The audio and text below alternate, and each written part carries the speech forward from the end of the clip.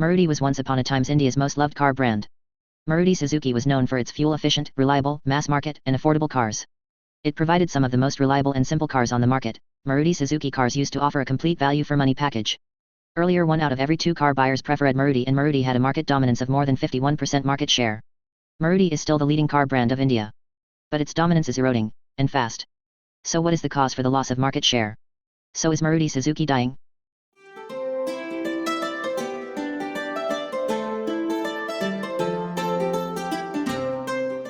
On a quick glance you might think that Maruti as a company is doing just fine. If you look at the overall numbers in comparison to last year, it seems to have grown over 28%. This would seem to be great. Until you look at the number of cars it used to produce in the year 2019. There has been a huge drop in the numbers. So shortage of chips and COVID lockdown is not the only concern. Even in the sales report that shows growth of 28%.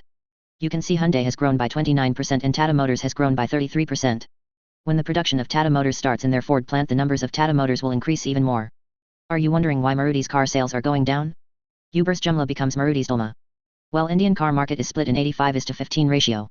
Meaning 85% of car buyers are commercial vehicles, taxi or Uber/Ola cabs or fleet operators, and illegal, private, cab owners. That is why Maruti doesn't bother with safety ratings and try to keep costs low.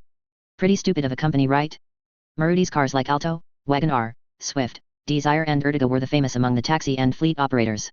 While Brezza was mostly bought by personal users. Maruti's biggest buyers were the Ola Uber owners who were fooled to buy new cars.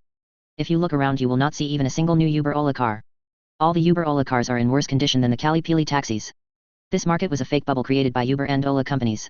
They promised people 100% ROI within 1 year and less. Meaning if they invested Rs 10 lakhs Dzire with them, they promised a return of Rs 1.5 lakhs per month, giving a return of 18 lakhs within 12 months. They even gave this for the first 2 to 3 months before it was dropped to 50,000 per month to 30,000 per month. After all, what has the company to lose? They destroyed a lot of wealth of the people who trusted in them and invested in the company. Today the Uber Ola car owner gets less than the driver per shift. Maruti doesn't even know this is happening behind its back. Indian government must file case against Uber for destroying Indian taxi industry. There was absolutely no disruption, it was destruction. I cannot understand how destruction of an industry can be called disruption. Caught sleeping.